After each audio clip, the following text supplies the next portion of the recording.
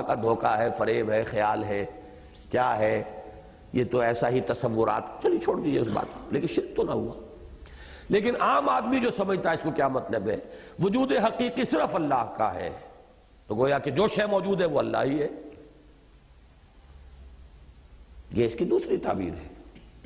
یہ اس سے بڑا شرک اور کیا ہوگا؟ یہ ہے ہماؤست، یہ ہے پینتھیزم، وہ ہے مونوتھیزم کی بلند ترین شکل، توحید وجودی، وجود حقیقی صرف اللہ کا، جس کی مثالیں میں دیتا رہا ہوں، جیسے حضور فرماتے ہیں وہ دعا استخارہ میں فَإِنَّكَ تَعْلَمُ وَلَا أَعْلَمُ، تو جانتا میں نہیں جانتا۔ اب نفی علم جو ہو رہی ہے تو نفی کلی تو نہیں، نفی مطلق تو نہیں، اللہ کے مقابلے میں ہمارا علم جو ہے وہ نہ ہونے کے برابر ہے، تو وجود باری تعالیٰ کے مقابلے میں جو تقابل کریں گے تو یہ وجود نہ ہونے کے برابر ہے، معدوم کے درجے میں۔ بہرحال یہ مسئلہ اس وقت جو سمجھانا ہے وہ یہ ہے کہ دو حکومتیں شروع سے قائم ہوئیں، ایک جسمانی اور قلوب کی حکومت۔ جسمانی حکومت یا عرضی حقوق پر سلاطین و عمائد اور ان کے ساتھ بطور ضمیمہ ائمہ و خطبہ، مدرسین و معلمین اور مفتی اور قاضی۔ دوسرا صوفیاء کے حلقے، وہ چاروں جو بھی سلسلے یہاں پر آئے، نقشبندیہ بہت بعد میں آیا ہے، بہت بعد میں، وہ تو حضرت مجددیہ انٹروڈیوس ہوا ہے یہاں، پہلے چشتیہ، سہروردیہ، شتاریہ اور سلسلہ قادریہ ویسٹ پاکستان کے علاقے میں، یہ باقی ہندوستان میں کم ہے، وہ اسی علاقے میں ہے زیادہ۔ ان چاروں کے اندر وحدت الوجود جو ہے وہ اصول موضوع ہے، ایگریڈ پرنسپل ہے ان کا۔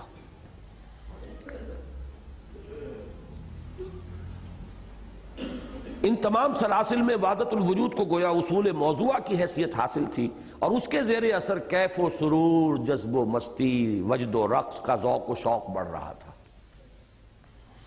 اور فنا فی اللہ کو شغل اور سلوک کے منتہائے مقصود کی حیثیت حاصل ہو رہی تھی، جس کے باعث قوا مزمحل ہو رہے تھے، اور جذبہ جہاد تو دور رہا، جذبہ عمل بھی سرد پڑتا جا رہا تھا۔ یہ ہے جس کے خلاف کہ علامہ اقبال نے شروع میں بہت سخت احتجاج کیا، پروٹیسٹ کیا، اسلامی تصوف نے لوگوں کے قوا مزمحل کر دیے۔ وہ تصوف تھا، وہ سلسلہ محمدیہ تھا صلی اللہ علیہ وسلم، جس نے جہاد اور قتال اور دعوت اور تبلیغ اور بجلی بھر دی تھی لوگوں کے اندر، لیکن اس میں تو بڑا سرور ہے،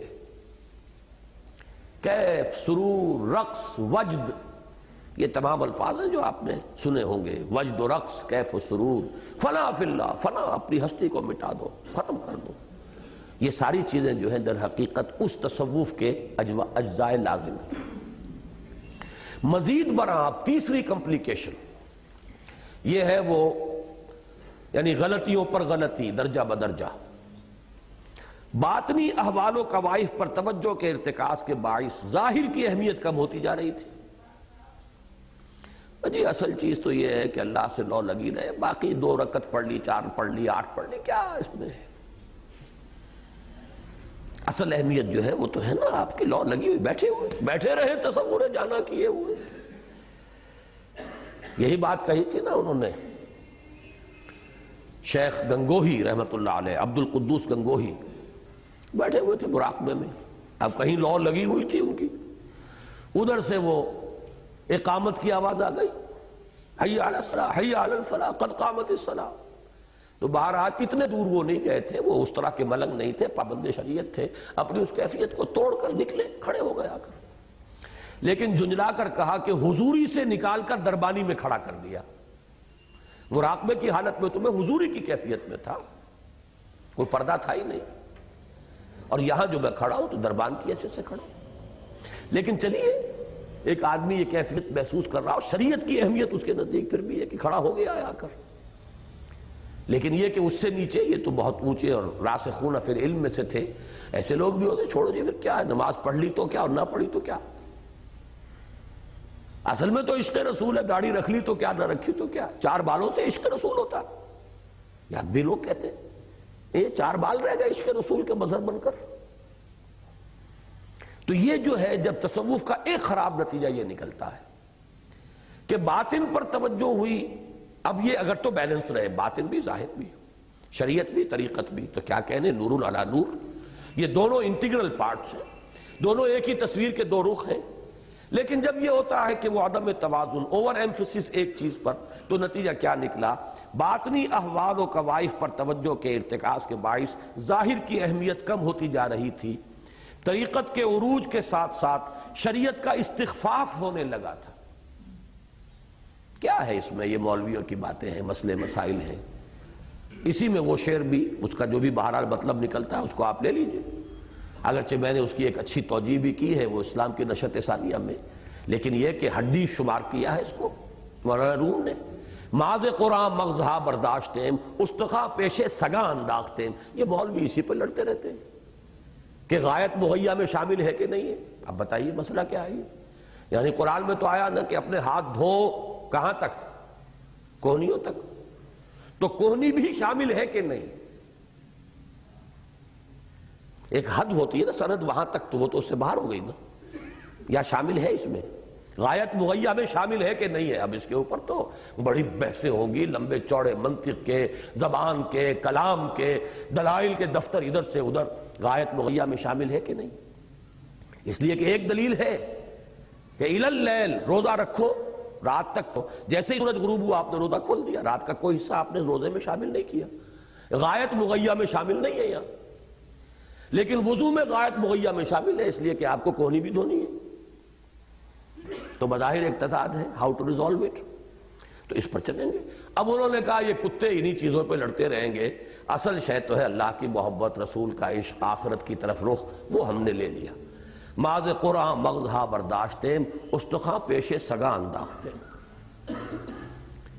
طریقت کے عروج کے ساتھ ساتھ شریعت کا استخفاف ہونے لگا تھا، عشق و محبت کی سرمستی میں پابندی شریعت اور اتباع سنت پر پھبتیاں کسی جانے لگی تھی۔ ہاں یہ بڑے متبع رسول ہیں، اب یہی ہوتا دنیا۔ اور ستم بالائے ستم یہ کہ ہمہ اوسطی نظریات کے باعث وسیع المشربی اتنی بڑھی جا رہی تھی کہ رام اور رحمان ایک نظر آتے تھے، مسجد و مندر اور دیر و کلیسا میں کوئی فرق نہ رہا تھا، اور با مسلمان اللہ اللہ، با برہمن رام رام پر عمل ہو گیا تھا۔ نتیجتاً ملت اسلامی کا جدا گانا تشخص ہی شدید خطرات سے دوچار ہو گیا تھا۔ مسجد مندر ہکڑو نور، تو کیا فرق رہ گیا؟ وہی نور مندر میں، وہی مسجد میں، تو مسلمان میں ہندو میں کیا فرق رہ گیا پھر؟ مسجد مندر ہکڑو نور، رام رحمان، فرق کیا ہے؟ یہ بیچ میں ایک حرف اور لگا دیا آپ نے بس۔ تو تشخص جو تھا ملت اسلامیہ کا، جس کا سارا دار و مدار ہے شریعت اور اتباع سنت، دیٹ واز تھریٹنڈ، وہ تو ختم ہو جائے گا۔ اس وجودی تصوف اور تصوف پر یا باطنی کیفیات کے اوپر جو اوور ایمفیسس ہو رہا تھا، اس کے نتیجے میں گویا کہ شریعت اسلامی اور مسلمانوں کے جداگانہ تشخص کو ایک شدید خطرہ لاحق ہو گیا تھا کہ نسیہ منسیہ ہو جائے گا۔ اور یہ جان لیجئے، اس پر بھی پروفیسر یوسف سلیم چشتی صاحب کا ایک مضمون بڑا پیارا ہے۔ ہندو مذہب کی طرف سے اسلام کا مقابلہ کرنے کے سب سے مؤثر تدبیر کیا تھی؟ انہوں نے اسلام کی کچھ چیزیں اپنے اندر جذب کر لی، جو اس کی اصل تلوار تھی، جس سے کہ کاٹ تھی اس کے اندر، یعنی کاسٹ سسٹم کی نفی کر دو،